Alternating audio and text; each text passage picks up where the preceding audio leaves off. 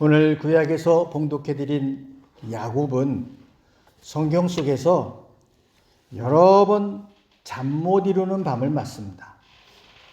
야곱의 삶에서 겪은 여러 가지 그런 고난스러운 밤들이 있었습니다. 특히 오늘 그 하나님과 직접적인 만남이 있었던 베델에서의 밤, 하나님과 씨름하며 새로운 이름 이스라엘을 받았던 요단 강가에서 밤, 그리고 이외에도 고통과 그리움으로 가득했던 첫 결혼식의 밤도 거기에 포함될 수 있을 것입니다. 우리들도 근심, 걱정, 불확실한 미래, 갑자기 닥친 큰일로 잠 못 이루는 고통스러운 밤들이 아마 한두 번씩은 있었을 것입니다.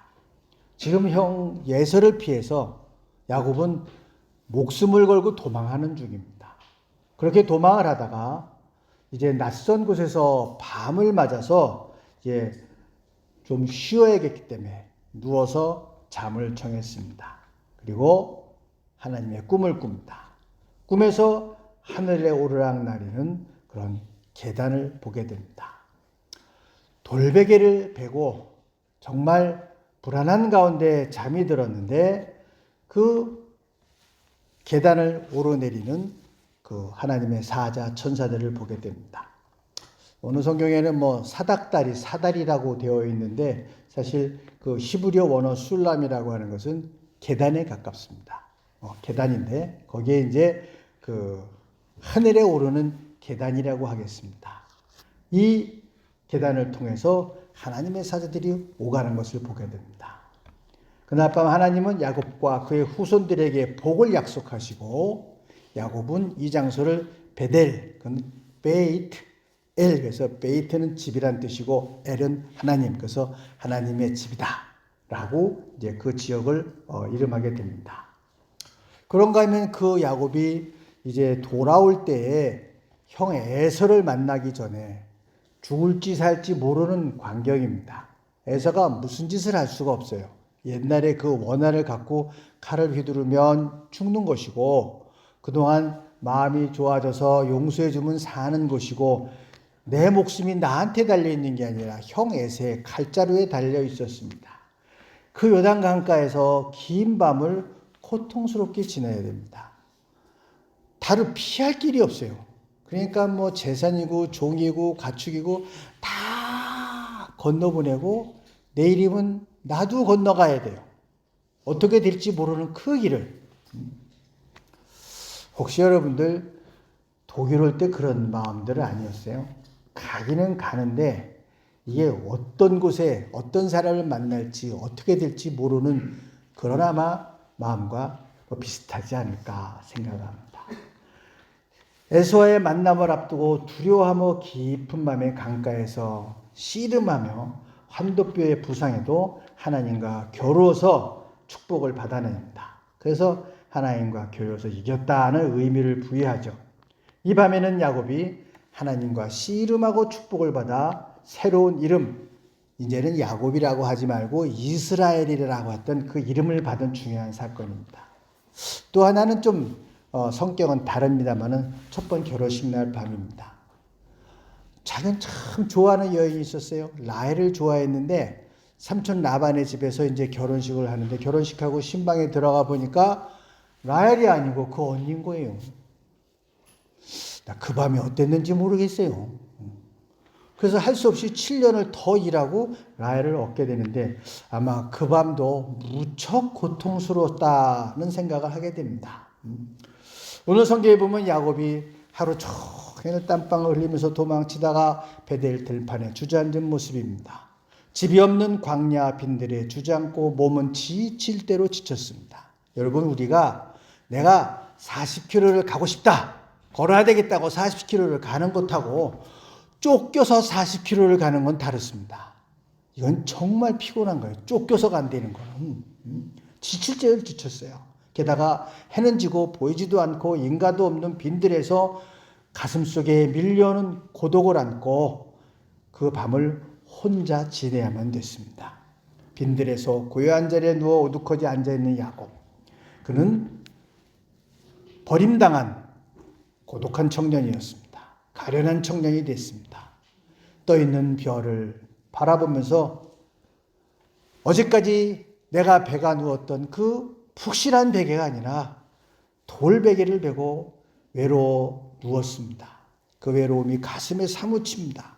이 밤은 야곱에게 있어 잊을 수 없는 비탄의 밤이었고 고뇌의 밤이었고 절망의 밤이었고 아득한 밤이었습니다. 그 돌베개에 머리를 얹고 기직맥진해서 잠이 들었는데 그 잠, 그것은 그의 인생은 괴로움과 눈물의 생활로 전락될 것을 말하는 것처럼 보였습니다. 근데 그 고달픈 잠 속에서 그는 전무후무한 꿈을 꾸는데 하늘과 땅에 닿는 계단을 본 것입니다. 더 놀라운 것은 그 계단 위에 천사가 오르락 내리락 하면서 날르고 있었다고 하는 것이죠. 그때 하늘에서 음성이 들렸습니다. 나는 여호와니 너의 조부 아브라함의 하나님이요 이삭의 하나님이라. 네가 누워있는 땅을 내가 너와 내 자손에게 주리니 내 자손이 땅에 티끌같이 되어 네가 서쪽과 동쪽과 북쪽과 남쪽으로 퍼져갈지며 땅의 모든 족속이 너와 내 자손으로 말미암아 복을 받으리라. 내가 너와 함께 있어서 네가 어디로 가든지 너를 지키며 너를 이끌어 이 땅으로 돌아오게 할지라. 내가 네게 허락한 것을 다 이루기까지 너를 떠나지 아니하리라. 아마 이 중에서도 내가 너와 함께 있어 네가 어디로 가든지 너를 지키며 너를 이끌어 이 땅으로 돌아오게 할지라. 내게 허락한 것을 다 이루기까지 너를 떠나지 아니하리라는 말씀이 제일 귀에 아주 쩌렁쩌렁하게 들렸을 것 같아요. 극적으로 야곱은 하나님을 만나 뵙습니다. 하나님은 전지전능한 하나님이시고 야곱은 일개의 인간입니다. 하나님은 거룩하시고 야곱은 엉망진창인 죄인입니다. 하나님은 전지전능하신 분인데 야곱은 아는 게 없는 아주 작은 사람입니다. 하나님은 영원하신 분인데 야곱은 티끌 속에 사라질 인생이었습니다. 도저히 만날 수 없는 이 둘의 만남이 베델에 돌베개를 베고 자는 밤에 이루어졌다고 하는 것입니다. 야곱이라고 하는 사람, 눈앞의 것밖에 보지 못하는 사람입니다. 그냥 본능대로, 그냥 생각나는 대로 아주 이기적으로 살던 사람입니다. 더 많이 갖고자 하고 더 채워보고자 하고 눈앞에 이기면 무슨 일이라도 하는 거예요. 이거 내 거 될 거 싶다 그러면은 아버지도 속이고 형도 속일 수 있는 사람입니다. 이게 가족 중에 이런 사람 하나 있으면 진짜 가족 풍지박산 나기 딱 맞아요. 그런 드라마 많잖아요. 하나 있어가지고 그냥 집안 하나가 풍지박산 나는 그런 사람이 야곱입니다. 근데 야곱은 하나님을 만남으로 인해서 모든 게 이제는 하나님 중심으로 변해버립니다. 그는 하나님의 축복을 받은데 자기만 받은 게 아니라 후손에게까지 임하는 축복을 받습니다. 야복강에서 얻은 그의 이름 이스라엘도 그렇게 해서 그 축복 가운데 받은 그런 이름들이었습니다. 그가 그러한 모습으로 변화되어 갈 수 있었던 것은 베델에서 여호와 하나님을 만나는 사건을 통해서 그의 내려진 축복 때문이었습니다. 그래서 비전도 가지게 되었고 인간이 변하게 되었습니다. 그 다음날 아침에 일어나 감격에 사무친 야곱은 그가 첫 번째 한 것은 예배드린 겁니다. 돌단을 쌓았습니다. 감사 예배를 드렸다고 하는 거예요. 이제부터는 하나님의 약속과 능력을 바라면서 힘있게 인생의 길을 걸어가게 된 겁니다. 그전에는 앞에 있는 이익이 있으면 수단과 방법을 가리지 않고 채우고 얻어내고 뺏어내던 사람인데 이제 바뀌었어요. 이제 하나님의 축복대로 함께 동행하는 삶을 살게 되었다고 하는 것입니다. 언제? 도망가다가 자다가 생긴 일입니다. 생각하면 도망가다가 만났으니까 야단을 맞고 인간이 그렇게 살면 안 된다. 너 아버지를 속이고 형을 속이고 이런 말씀이 나와야지 이게 정상적인 거 아니에요? 그런데 그런 야단치는 말은 없고 반대로 축복을 해주십니다. 여러분, 그리스도인이 의인이 된다고 하는 것은 잘 들으세요. 내가 순종해서 주시는 것이 아니라 내가 범죄했는데 축복해 주셔도 되는 겁니다. 여러분, 신앙을 자꾸 우리 잘못 생각하는 게 있는데, 내가 열심히 순종해서 잘하면 복 받는다고 생각하는데, 그거는 우리만 그런 게 아니에요. 불교도 그렇고 다 불공들이면 복 받는다고 그래요. 우리의 기독교 신앙은 전혀 그런 게 아니에요. 내가 순종해서 복을 받는 게 아니라 하나님께서 축복하시기로 했기 때문에 복을 받는 거예요. 먼저 주십니다. 그리고 훈련시키는 거예요. 이거를 자꾸 거꾸로 생각을 해갖고 뭘 잘해야 되겠다고 생각하는데, 그런 생각하지 말고 은혜 받을 생각을 하세요. 하나님은 뭘 해서 대가로 10원, 20원 주시는 분이 아니라 축복해 주시고 그 축복에 받는 사람으로 두들겨가며 만드시는 분이에요. 근데 그거를 자꾸 우리가 뭔가 자꾸 해야 된다고 생각을 해요. 은혜 받을 생각을 해야 돼요. 말씀 읽으면서 은혜 받고, 예배 드리면서 은혜 받고, 하나님 축복해 주시기를 간구하고 기도해서 받는 거지, 열심히 해서 뭐 받는 게 아니에요. 여러분, 목사님들이 축복을 받은 걸까, 안 받을 걸까? 어떤 사람들은 목사님이 굉장히 축복을 받아서 목사가 됐다고 생각을 해요. 그래서 막 목사 되겠다는 사람들이 많은 쪽이 있었어요. 막 한국에서 결혼 수일에 뭐 목사가 5위인가 그랬어요. 이게 무슨 일이에요? 그런 일이 없거든.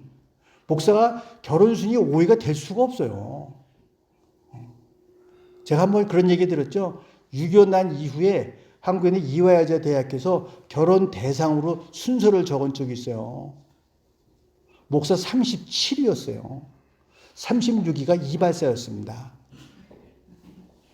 이게 정상이에요. 어떻게 목사가 결혼 순위 5위가 될 수가 있어요? 축복받다고 생각하는데 본인들은 별로 그렇게 생각 안 해요. 물론 나중에는 야, 이게 참 복된 직업이다라는 것은, 잘 들으세요. 목사 안수 받고 나서 훈련 받고 나서 하는 얘기예요. 40년 훈련 받고 나면 이게 어마어마한 축복이었다는 고백을 할 수 있어요. 그런데 목사 안수 받으면서 이게 대단한 축복이라고 생각하는 사람들은 많지 않습니다. 있을 수는 있겠지만. 보세요. 범죄한 야곱을 먼저 축복해 주십니다. 그리고 그 다음부터 야곱을 만들어가는 거예요. 이게 어디 나오냐면요, 에베소서 보면은 복 주시되 하는 말씀이 나와요. 너희들에게 복 주시되. 이게 시제를 보면요, 과거 완료형입니다. 뭐예요? 복은 다 주셨어요. 하나님의 자녀로 되고 영원한 생명을 주시고, 우리에게는 지옥이 없고 심판에서 자유롭고, 복은 다. 그래서 에베소에서 너희들에게 복 주시되는 과거 완료형이에요. 다 복받은 사람들이에요, 여러분들이. 근데 문제는 뭐냐? 복받은 인간처럼 살지 못하는 게 인간이에요. 그 다음부터 뭐예요? 훈련이야. 때로는 잡아뜨리고 망하고 뭐 다치고 부상하고 입원하고, 그 다음부터 훈련이에요. 이거를 잊지 마세요. 우리는 축복받은 자녀들이다. 야곱은 이미 축복받은 존재입니다. 그 다음부터는 그 축복받은 존재에 합당한 존재로 만들기 위해서 만들어가는 과정이에요. 임마누엘 축복이 임한 사람입니다. 야곱의 행동이 아니라 하나님의 뜻에 달리고 하나님의 의지에 달린 것입니다. 마른 뼈를 바라보는 절망감, 성령의 바람이 불면 살아나는 것입니다. 절망적인 상황 속에서도 그렇기 때문에 우리는 축복받은 존재인 것을 잊지 말고 서로 축복해야 되는 거예요. 생각해 보세요. 중고등학교 때 공부할 때 선생님이 칭찬을 하잖아요. 너 참 열심히 했다. 이런 걸 풀어내. 칭찬하면요, 그 다음에 그 성적 올라가요. 칭찬받으면 그거 하고 열심히 해요. 참, 요즘도 그런 거 있는지 모르겠어요. 저희 목사님 한 분 가운데 그런 분이 있었는데, 애가 맨날 나가서 놀기만 하는 거야. 공부를 안 해요. 사모님이 아주 골치가 아파요. 학교가 어디 있느냐? 코앞에 있어요. 맨날 지각이야. 코앞에 있는데 숙제 안 해가. 야, 숙제해라 그러면 가 놀고, 너 어떡할 거야? 그러면 한 대 맞고 말지 뭐. 야, 이거 대책이 안 서려네요. 이게 초등학교예요. 성적표를 받아왔어요. 왜 우리 옛날에 숨, 이, 양, 가 이랬잖아요. 전부 가고 체육만 양이야. 참 참 실망이 되잖아요. 그 목사님 뭐라고 하신지 아나요? 너무 한 과목만 집중적으로 하지 말고 골고루 해라. 체육을 너무 집중적으로 해서 양이야. 나머지 다 가거든. 그러니까 골고루 하라. 칭찬하세요, 칭찬. 그렇게 칭찬하면 그거 열심히 하게 돼 있어요. 하나님도 우리한테 가끔 축복해 주시고 열심히 하도록 해요. 그런 거예요. 우리가 복 받는다는 게 열심히 해라 하고 복 주시는 거거든. 근데 그걸 잘못된 사람도 지가 잘나서 지가 열심히 해서 복 받았다고 생각해. 그때부터 가는 거야, 신앙생활은. 피곤해져. 열심히 해야 되고 남보다 더 해야 되고 그러면 신앙생활이 얼마나 피곤해요. 복 받는 걸 뭐냐면 더 잘해라 그런 얘기예요. 근데 그거를 지가 잘나서 내가 열심히 해서 받았다고 생각하니까 그 다음부터 신앙생활이 교회에서 보기엔 아주 잘하고 있는 것 같은데 내가 보기엔 변질된 거예요. 자격이 없는데 받는 복이라고 생각하지 못하고 내가 열심히 해서 받았다고 생각하니까 그 다음부터 신앙생활은 변질되는 겁니다. 하나님께서 기뻐하시지 않는 모습이 많이 나오게 돼 있어요. 저는 이게 이렇게 힘든가 그런 생각이 돼요. 이렇게 힘든가. 대개 8, 90%의 교인들이 그렇게 생각하고 문제는 뭐냐. 교회도 그렇게 가르쳐요. 한국교회 있는 설교들 다 뒤져보세요. 8, 90%가 이렇게 가르칩니다. 열심히 해서 받았다고 생각해요. 열심히 해서. 무슨 하나님이 뭐가 필요해서 우리한테 열심히 하라고 그래요. 축복받은 거 알고 훈련 잘 받으면 되는 거예요. 그래서 신앙생활에서 우리가 좀 흔들리고 당혹스러운 게 언제냐. 교회를 다니면서 그렇게 하다 보니까 좀 거룩해지는 것 같아요. 그리고 무슨 부흥회라든가 은혜 받으면 또 이게 몇 주 가요. 근데 나중엔 또 쓰러지거든. 보니까는 옛날하고 똑같아졌어. 짜증만 나요. 그래서 본인이 생각하기에 내가 도대체 내 신앙의 모습이 어떤 모습인가 헷갈려. 내가 도대체 신앙생활을 어떻게 하고 있는 건가. 영적인 사람이 있고 세속적인 사람이 있는데 두 요소가 다 있어요. 근데 이게 왔다 갔다 하는 거예요. 교체하며 살아요. 근데 여러분만 그런 게 아니에요. 사도 바울이 내 안에 영과 육의 싸움이 있다. 그랬습니다. 로마서 7장, 8장 보면은 두 가지 법이 지배한다고 그랬어요. 이 두 가지 법이 성화되어오는 과정에서 싸움을 하게 돼 있습니다. 영적으로 이기는 것이 성화이고 또 육적으로 이기는 게 지는 거예요. 영적으로 이기는 게 성화이고 원동력은 성령입니다. 성령이 힘주셔야 영적으로 이길 수가 있습니다. 성령의 능력을 의지한 것으로는 성화되지가 않습니다. 어느 정도로 도우시냐? 로마서 8장 21절을 보면 성령이 도우시는데 탄식하며 간구하고 하면서 넉넉히 이기느니라 그런 얘기를 했어요. 성령으로 말미암아서 이기는 겁니다. 근데 사람들이 성령보다 교육을 더 많이 믿습니다. 잘 교육하면 좋은 신앙이 될 거라고 생각을 합니다. 반은 맞고 반은 틀립니다. 맞기는 하지만 알면 되는 건 아닙니다. 안다고 변화되는 건 아닙니다. 그래서 사람들이 자칫하면 순종보다 사기치게 되는 일이 많아요. 스스로도 사기칩니다. 성경도 알아야 되겠지만 아는 것만으로 사람이 변화되지는 않습니다. 살아계신 성령이 일하시고 훈련시키고 그래야 겨우 조금 변합니다. 성령이 엄청 훈련시키지만 현상은 어떤 줄 아세요? 육신은 원이로되 마음은 원이로되 육신이 약해서 잘 안 변해. 마음은 원이로되 육신이 약해서 왠지 이게 내 더 필요한 것 같고 왠지 이게 더 있어야 될 것 같고 그래가지고 잘 안 변하게 돼 있어요.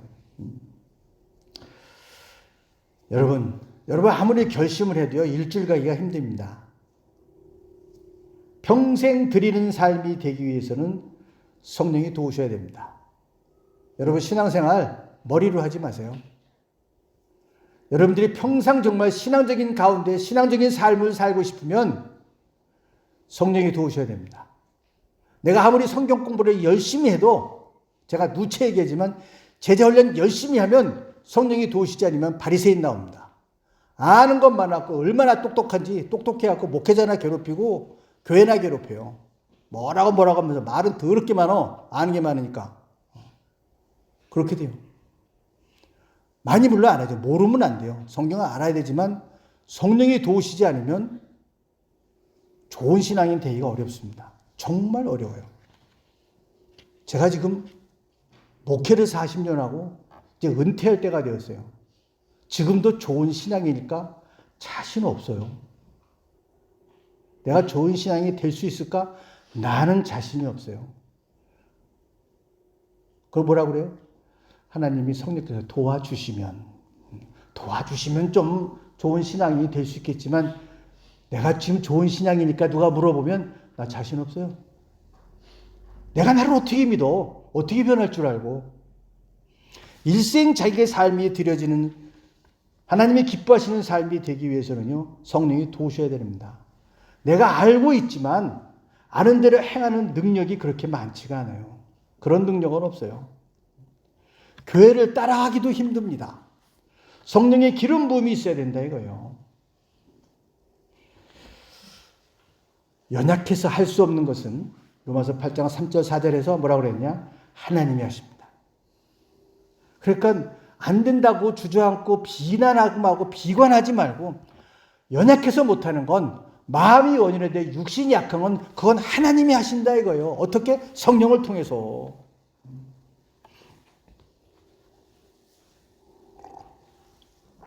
한국에서요 도박 사기 같은 게 있어요. 경마장 알죠? 경마. 그 경마하는 사람들은요 말을 분석을 해. 몇 달치를 해갖고서 요즘 그 말이 뭐 어떻고 뭐 어떻게 변했고 지면에 안 변했는데 이거 앞으로 뭐 7등, 5등, 3등 이제 1, 2주에 안에 이 말이 1등하게 될 것이다. 뭐 기수가 누군데 새로 왔는데 뭐 몸무게가 얼마고 뭐 능력이 있고 기수들은 몸무게가 50kg가 넘으면 안 돼요. 가벼워야 돼. 그러니까 조그매. 근데 그게 안 맞아. 안 맞는 게 뿐만이 아니라 사기를 쳐요. 어떻게 사기칠까요? 간단해. 이기게 할 말은 먹이를 많이 주고 지금 막 이긴다고 생각하고 사람들이 많이 돈을 걸 말은 먹이를 덜 줘. 그럼 나가서 어떻게 되겠어요? 못 이기지. 경마 사기치기로 간단해. 덜 먹이면 못 뛰어. 그런 거야. 신앙생활이요? 내가 먹이는 대로 되는 겁니다. 여러분의 시간을 어디다 쓰시겠습니까? 그 시간을 쓰는 대로 거기가 이기는 거예요. 말씀과 내 마음을 다스리고 기도하며 내 마음을 다스리는 데 시간을 쓰면 그쪽으로 이기는 거고 그거 소홀히 하면 세상이 이기는 거예요. 간단한 거예요, 원리는. 얼마나 내가 먹이느냐 이거예요. 여러분 한국 갈 때 비행기 타시죠? 우리 집사람은 지금도 비행기 타면 비행기 출발할 때 창밖을 유심히 쳐다봅니다. 뭐해? 신기하대. 이 큰 비행기가 사람 싣고 짐 싣고 뜨는 게 말을 들어보면 나도 신기해. 이게 어떻게 뜨나? 근데 뭐 물리학으로 가면 너무 당연한 거예요. 우리 지구는 중력이 있어요. 그리고 날개에서 달리면은 바람에 의해서 위로 가는 이 바람이 더 빨리 가니까 위로 양력이 있어요.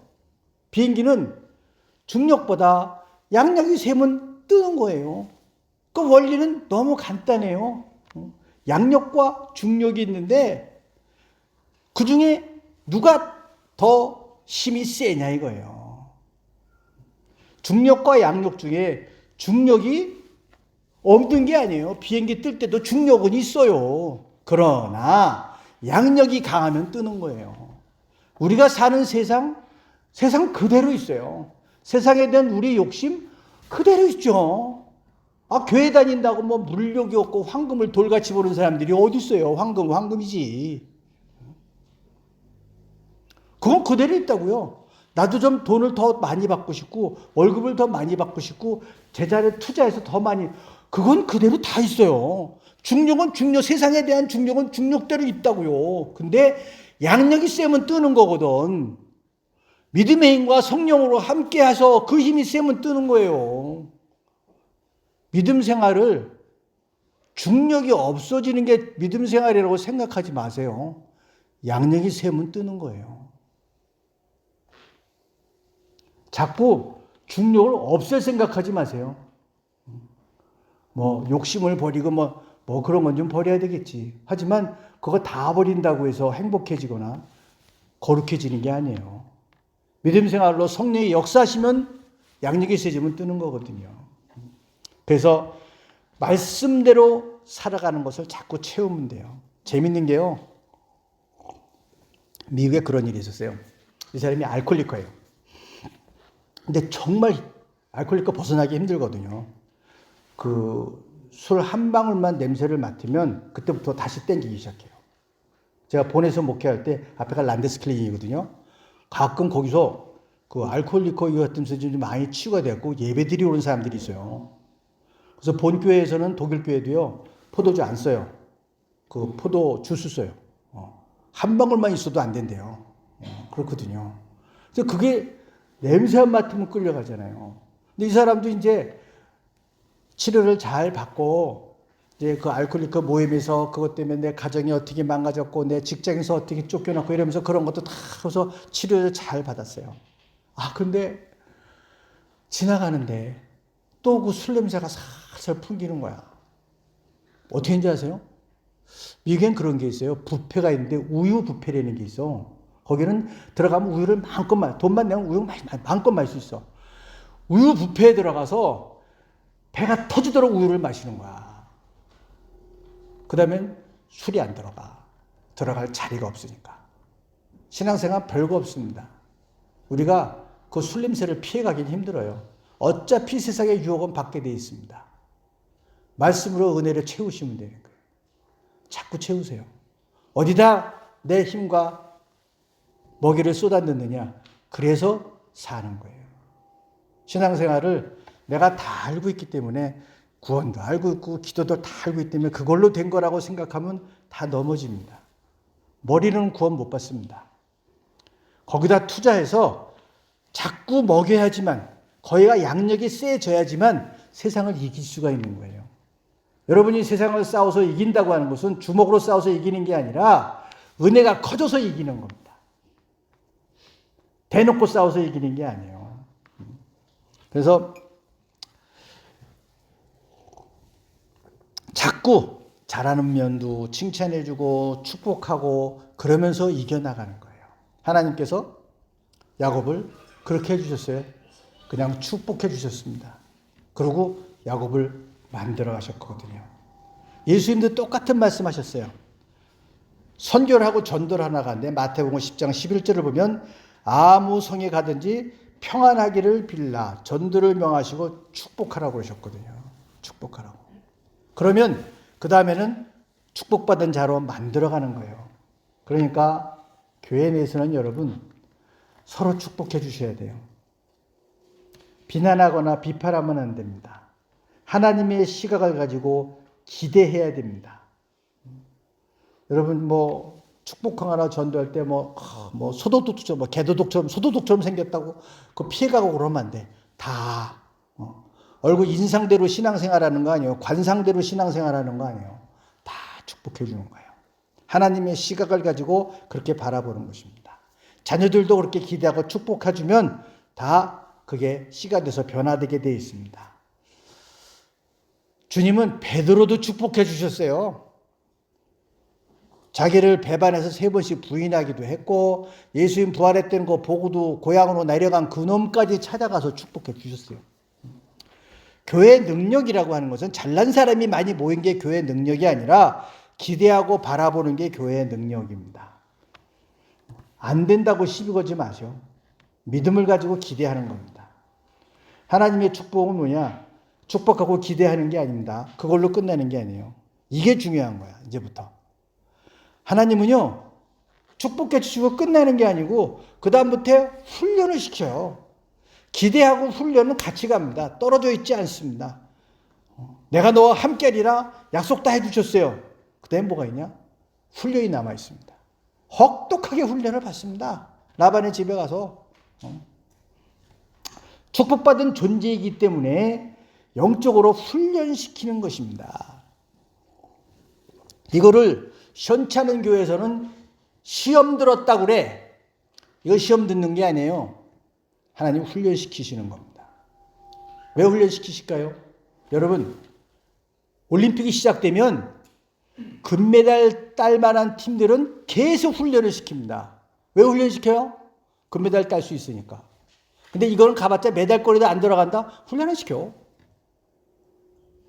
하나님 훈련시키는 거는 할만하니까, 쓸만하니까 훈련시키는 거거든요. 그 사람들은 어떨까요? 아, 왜 우리만 훈련시켜 그러겠어요? 금메달을 보면서 열심히 그리고 기쁘게 훈련을 받습니다. 왜? 국가가 우리한테 기대하고 있고 금메달을 기대하고 능력도 있고 훈련하면 될 것 같으니까. 그래서 기쁜 마음으로 열심히 자진해서 훈련을 받습니다. 하나님의 훈련은 그런 거예요. 축복하시고 될 만하니까 훈련시키시는 거예요. 아직 결승이 남아있기 때문에. 결승에 올라갈 팀이기 때문에 훈련시키십니다. 여러분, 훈련이 어렵습니까? 시험이 어렵습니까? 시험이라는 건요, 간단해. 답안지 쓰고 점수 매기고 80점 그러면 끝나는 거예요, 시험은. 그냥 50점짜리 만들려면 50점짜리 시험 받으면 끝나는 거예요. 근데 훈련은요, 계속 강도 높은 훈련을 시킵니다. 하나님은 훈련시키는 거예요. 율법적인 교회는 이걸 시험이라고 하고, 교회는 축복하고 훈련시키는 곳이라고 합니다. 교회가 어려울 때도 있어요. 하나님께서 훈련시키시는 거예요. 이미 다 축복받은 사람이고 공동체는 축복받은 공동체입니다. 이런저런 일들이 있고 힘든 일도 있지만 그걸 다 일들을 통해서 하나님은 끊임없이 훈련시키세요. 그래서 이런 재밌는 얘기가 있어요. 하나님 나라는 재활용 쓰레기통이다. 하나님 나라는요, 쓰레기통이 없어요. 전부 재활용입니다. 그렇기 때문에 여러분, 교회 내에서도 시험하고 채점하시면 안 됩니다. 이 인간 틀렸어. 얘 언제 되겠어? 이 사람 교회 안 나오는 게 낫겠어? 그런 거 없어요. 하나님 나라에는 쓰레기통이 없어. 전부 재활용이에요. 될 사람을 만드는 거, 그것이 교회이고 사역입니다. 이게 바로 공동체예요. 여기서 버릴 사람 없고요. 비난할 사람 없어요. 전부 다 하나님께서 재활용해서 쓰실 사람들. 어떻게? 훈련시켜서. 그러니까 너무 엄청나게 훈련받지 않으려면 잘하는 게 좋겠죠. 좀 잘해야지. 못하면 집에도 못 가고 훈련받잖아요. 쓰레기도 재활용하는 게 하나님 나라입니다. 하나님은 나에게 기대하시고 우리 교회에게 기도하시고 우리들에게 기대하십니다. 그래서 재활용하는 거예요. 훈련시켜요. 시험이라고 부르지 않습니다. 훈련인 거예요. 야곱은 그 베델의 밤 축복받은 존재라서 거듭나고 훈련이 시작되는 밤이었습니다. 이 훈련은 오늘날 우리에게도 요구됩니다. 우리의 현실이 때로 깊은 어둠 속에서 허덕일 때에 절망의 밤이 닥쳐오고 고통스러울 때에 우리는 귀를 기울여서 멀리 약속이 되어진 하나님의 축복의 음성을 듣고자 해야 됩니다. 하나님을 만나는 체험을 통해서 복된 삶을 영위하고 훈련 가운데서도 승리하는 삶을 바라보며 이 믿음과 그리고 이 공동체를 아름답게 든든히 세워가는 여러분 되시기를 주님의 이름으로 간절히 축원합니다. 기도하겠습니다. 자비하신 아버지 하나님, 죄로 망할 사람들을 그 크신 사랑으로 불러주시고 참아주시고 축복하시고 훈련시키시고 변화를 기대하시고 기다려주시니 감사합니다. 우리가 하나님의 택한 백성이며 훈련받아야 할 자녀인 것들을 기억하고 인생의 깊은 밤에도 낙심하거나 원망하지 않고 훈련의 시간을 잘 지내고 이겨낼 수 있도록 축복받은 자녀의 모습으로 하나님께 영광을 돌리는 성도들이 되도록 인도하여 주시옵소서. 우리에게 돌베개 같은 불편한 시간에도 하나님이 주시는 환상을 보게 하시고 성령의 도우심을 따라 변화되고 승리하는 성도들이 되게 하여 주시옵소서. 예수 그리스도의 이름으로 기도하옵나이다. 아멘.